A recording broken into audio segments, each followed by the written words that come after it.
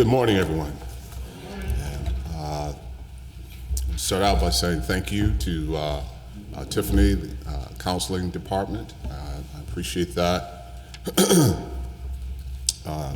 Thank you all for this opportunity to engage in this critical conversation about mental health in America. I will start out with a cautionary note.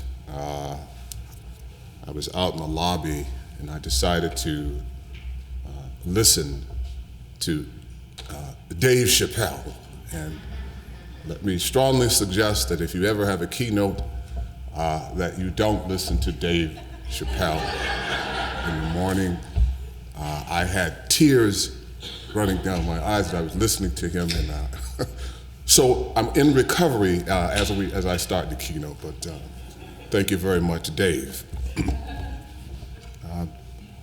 I'm going to jump right in. In some places, it's easier to get a gun than a counseling appointment. And that's exactly why we got people self-medicating with bad decisions. Let's be honest, though. America does not have a mental health crisis.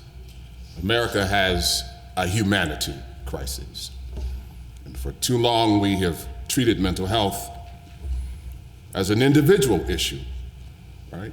A personal struggle, a family burden. When in truth, it's a societal failure. A nation that turns its back on the trauma of its children, the isolation of its elders, and the despair of its marginalized, it's not just failing, it's wounding itself on a daily basis. So we need to stop asking, how can we fix individuals? And start asking, how can we heal the systems that perpetuate the harm? How do we transform our communities into networks of care? How do we ensure that empathy and equity are the cornerstones of every conversation about mental health?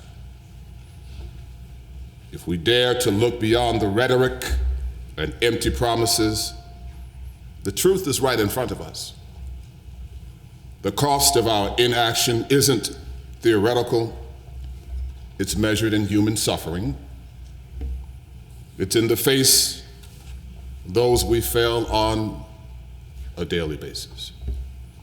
Look no further than the overcrowded emergency rooms where people in the throes of a mental health crisis are shackled to gurneys, left waiting for hours, sometimes days,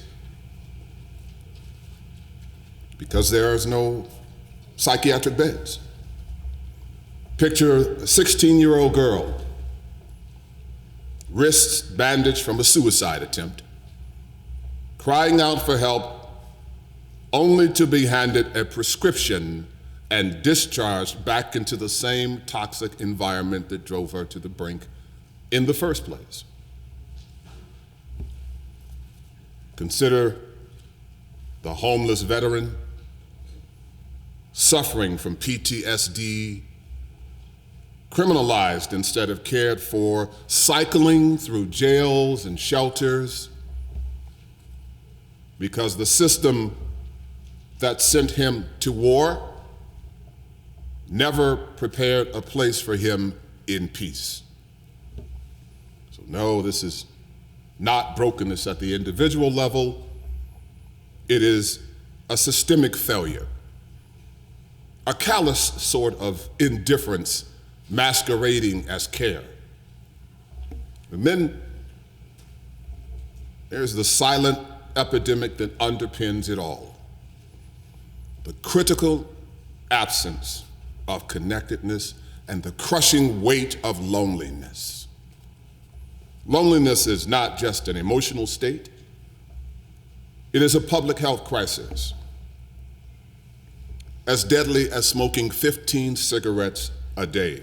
Research shows that social isolation increases the risk of premature death by 29%.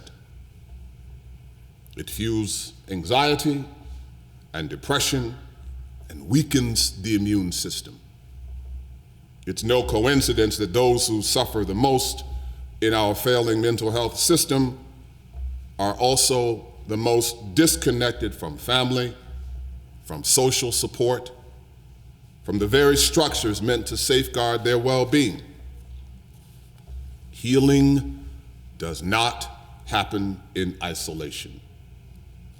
It happens in relationships, it happens in communities, in structures that recognize humanity before pathology.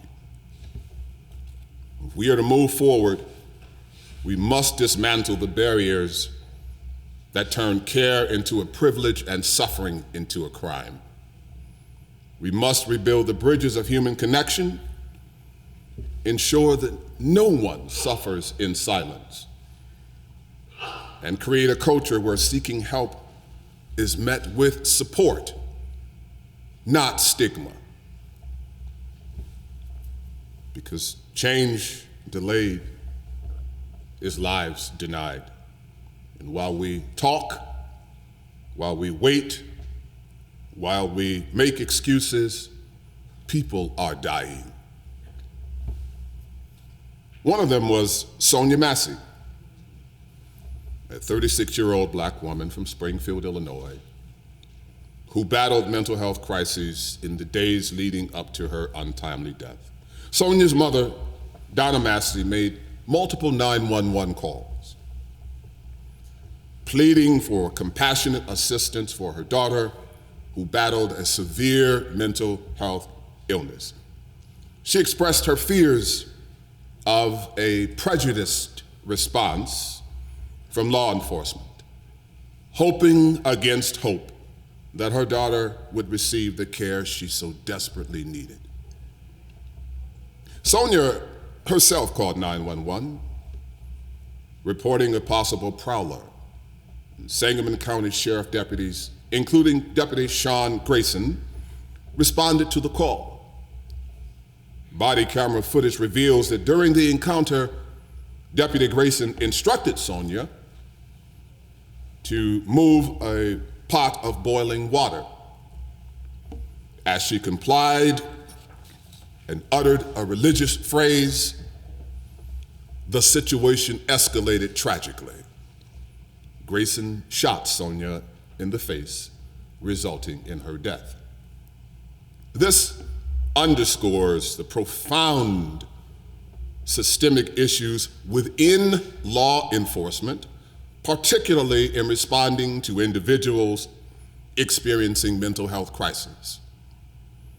It highlights the fatal consequences of inadequate training, implicit bias, and the criminalization of mental health.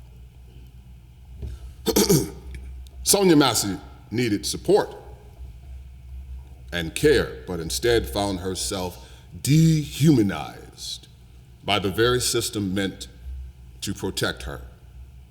Her struggles with mental health should have been met with compassion. Instead, she was abandoned by the institutions that saw her as an inconvenience rather than a person in need. She fought for survival in a world that refused to recognize her worth, and then, one day, she was gone. Sonia Massey's story is not an anomaly. It is a devastatingly common reality for those society deems disposable. It is a reminder that our mental health system is not failing by accident, it is failing by design. So we must confront these injustices head on and work tirelessly to reform the systems that allowed for this tragedy to occur. But keep in mind, systems don't crumble by accident. They are wrecked or rigged by those in power.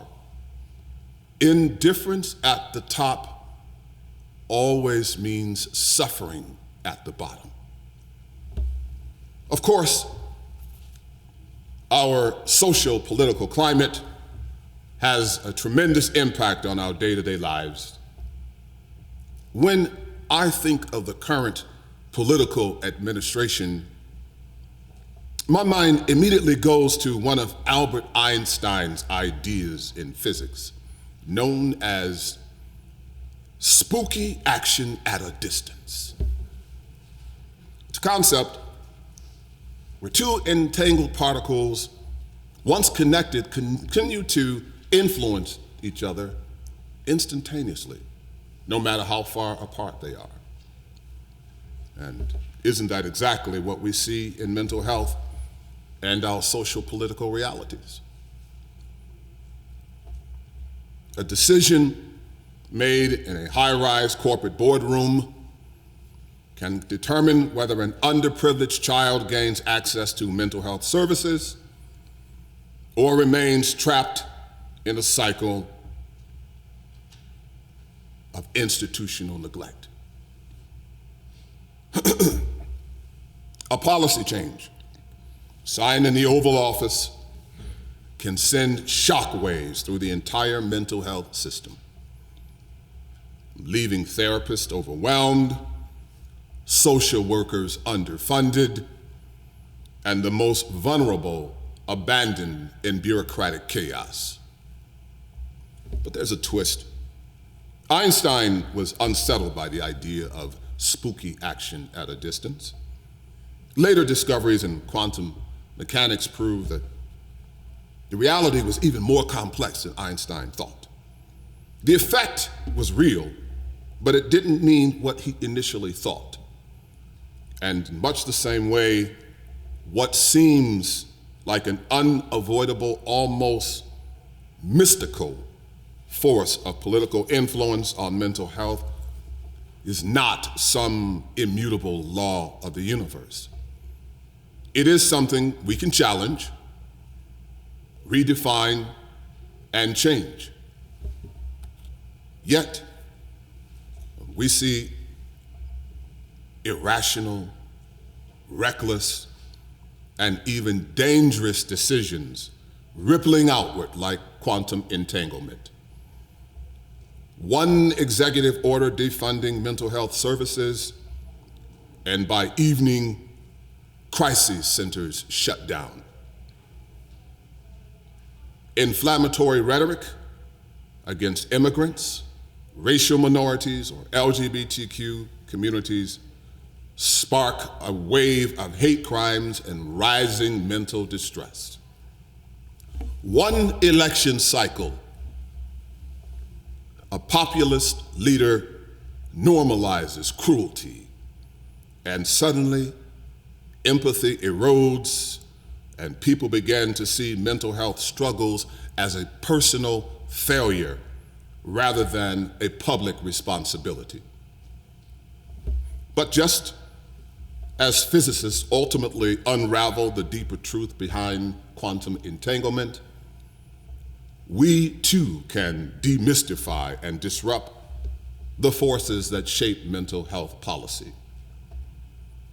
Political decisions may ripple outward, but so can advocacy, so can awareness, and so can collective action. What seems like spooky action at a distance, in reality, is a system built by people and one that people can change. When those in power act without compassion, it infects the entire culture. The hostility, the disregard, the dehumanization, it trickles down into everyday life. It shapes the way communities interact and how policies are written and how people in distress are treated. And just like in quantum physics, where two entangled particles react to each other regardless of distance, Our social and political realities are intertwined with our collective mental health system, regardless of distance. The choices made by those in power are never just decisions. They are psychological forces, altering the way we see ourselves, the way we treat one another, and define who is worthy of care. To understand the failures of our mental health system, we must recognize that it was never built for inclusion, but exclusion.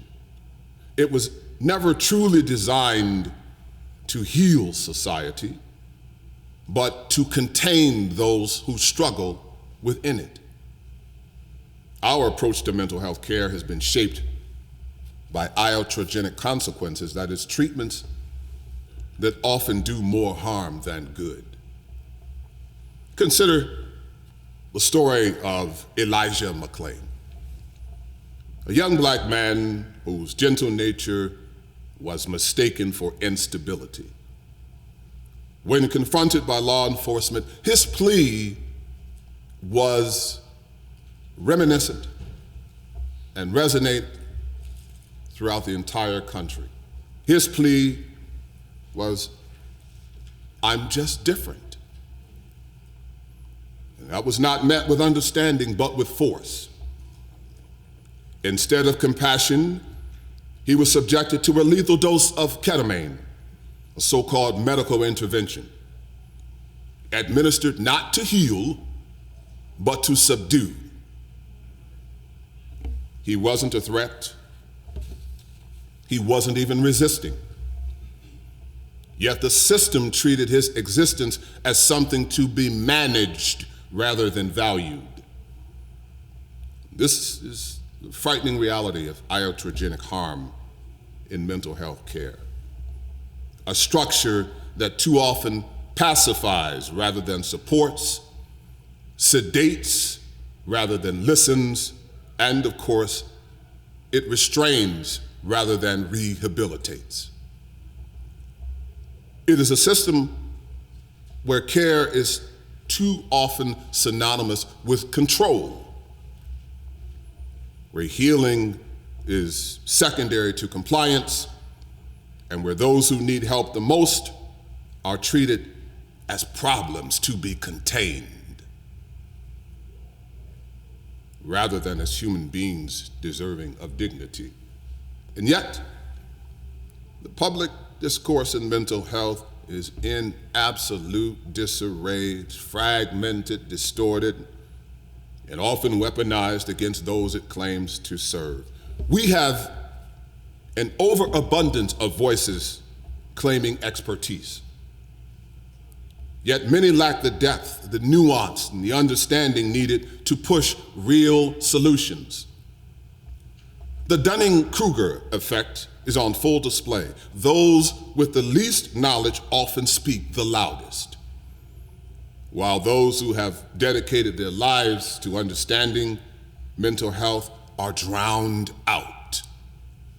And nowhere is this more apparent than in our political landscape, where policy decisions impacting millions are made by individuals with very little grasp of the complexities of mental health.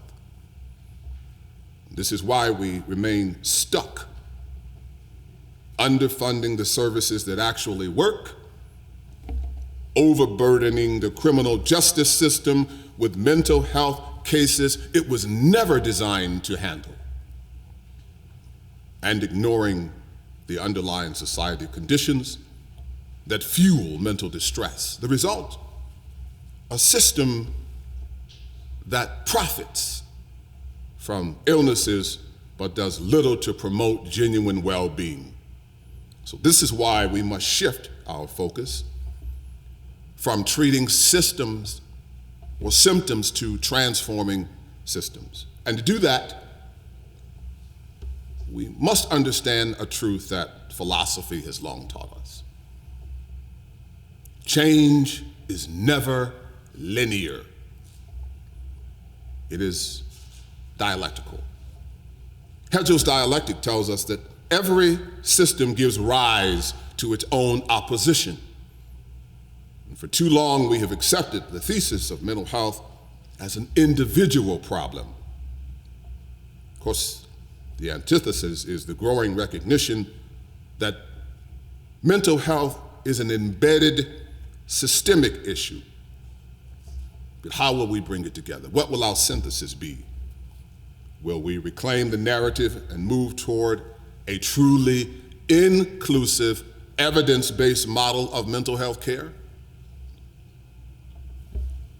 To do this, you will have to stop begging for justice disguised as compromise. You will have to stop tweaking a broken system, and you'll have to build a new one from the ground up.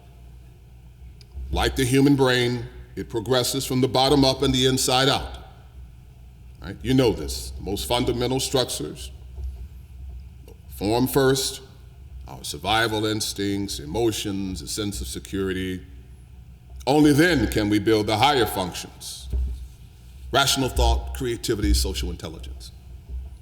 Mental health in America is no different. We cannot build a thriving system on a foundation of unaddressed trauma, neglect, and systemic inequity. We cannot expect people to achieve emotional stability when their basic needs for safety, community, and dignity remain unmet. And this is why we must focus on early intervention. We cannot offer or afford to suffer from what I have termed attention to children deficit disorder, a societal neglect of the emotional, educational, and psychological well-being of our children. If we do not tend to the emotional development of our children, we create a future where dysfunction, not well-being, is the norm. And we are already paying the price. When emotional neglect is ignored, violence fills the void. Consider this. The United States leads the world in school shootings, a grim and uniquely American epidemic. Since 1999, more than 386,000 children have experienced gun violence at school that we know about.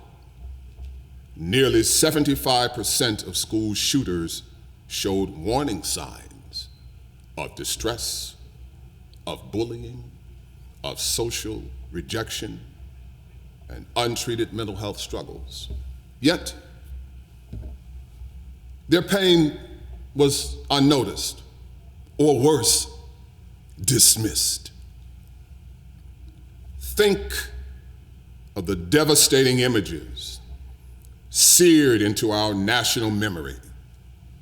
Children running from their classrooms, hands in the air, terrified parents waiting for the text that may never come, and then we grieve.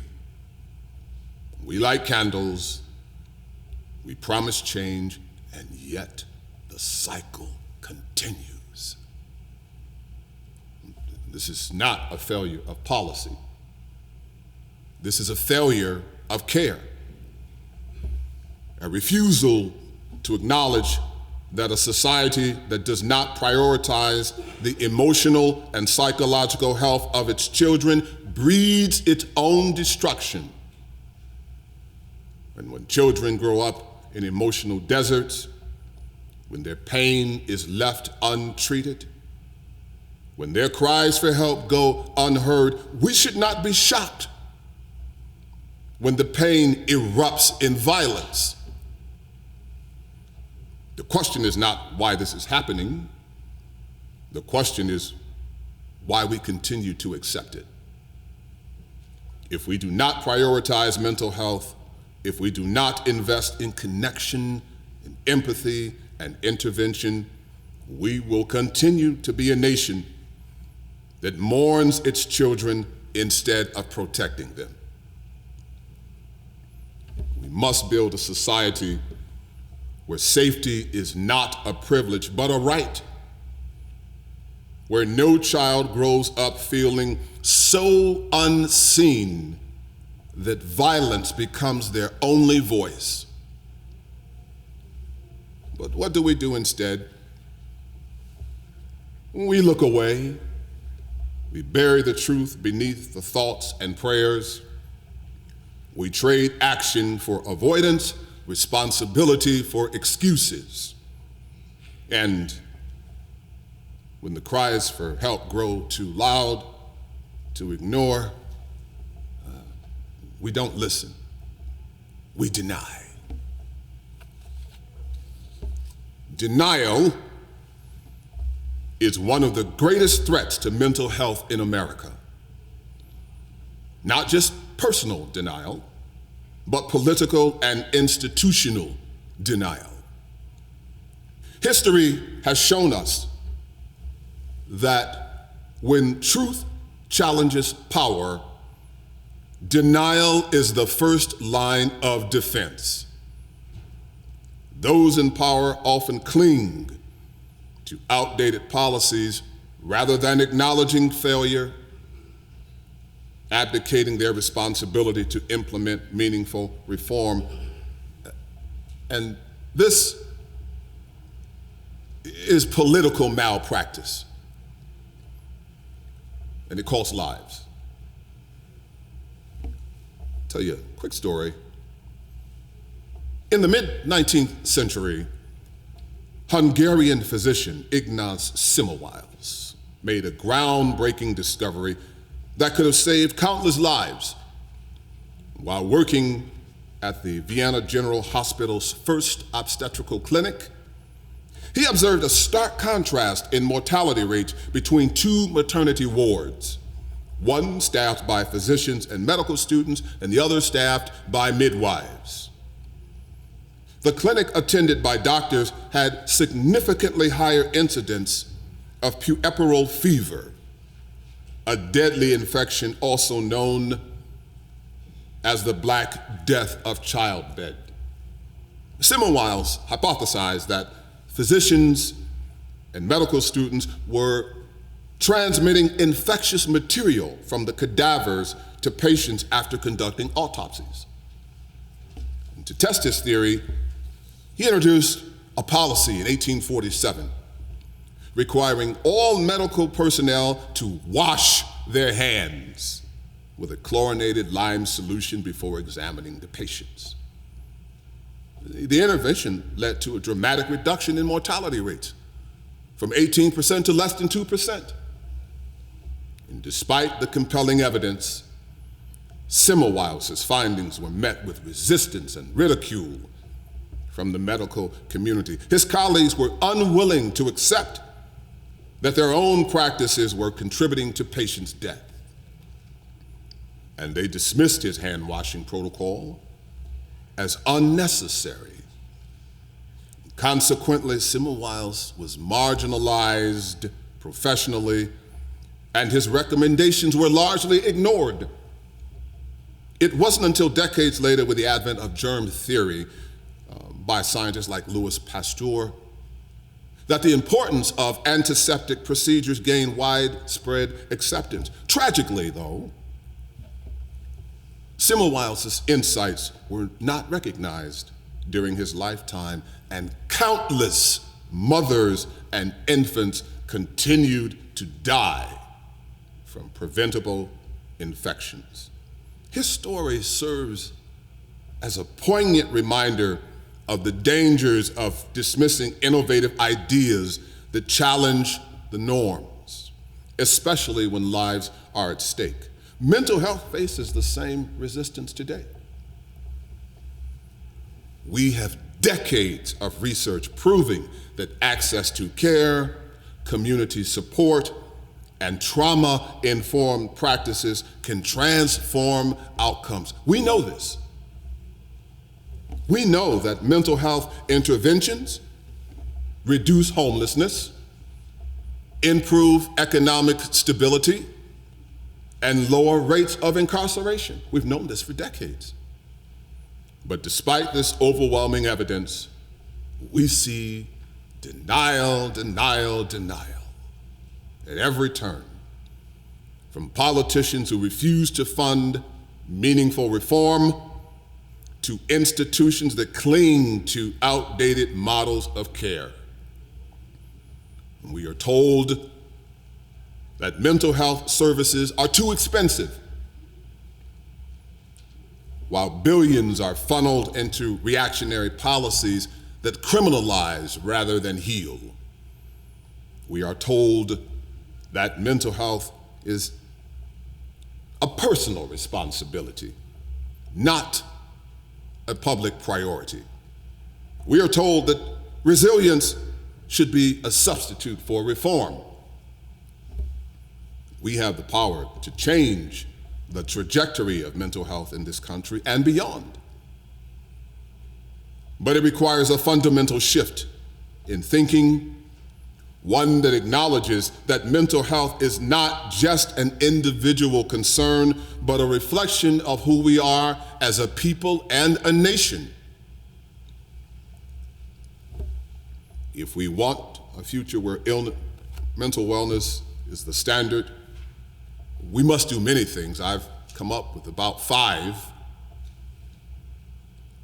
One is to build from the bottom up and the inside out. Address trauma before it becomes a crisis. Reject political denial and demand reform. And in so doing, challenge the barriers that keep mental health locked in the past. Number 3, elevate informed voices over uninformed noise to ensure that expertise, not political rhetoric, shapes policy.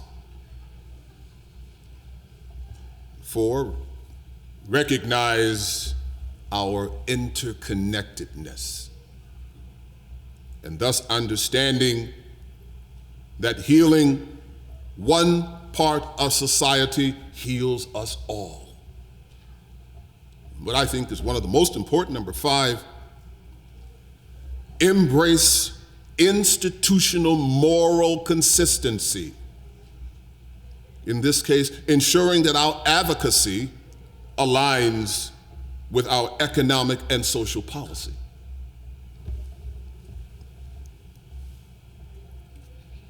There was a gentleman slightly more famous than me by the name of Dr. Reverend Martin Luther King Jr., but seriously,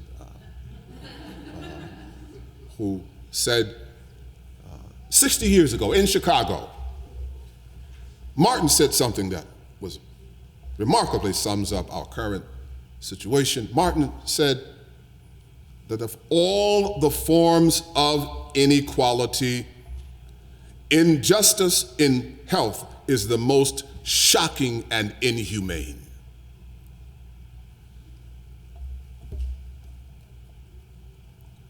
The challenge before us is clear.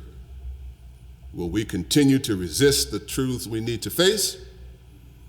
Will we allow mental health to remain in the hands of the least informed but most powerful? Or will we see society and have the courage to wash our hands of the outdated, broken models of the past and commit to a future where mental health is understood and protected and prioritized for all of us? That choice is ours. Thank you.